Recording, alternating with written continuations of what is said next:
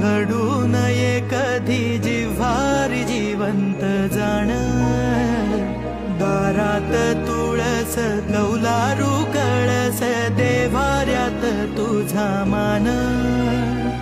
दीनांचा देवारा सोडून मोकळा श्रीरंग परतला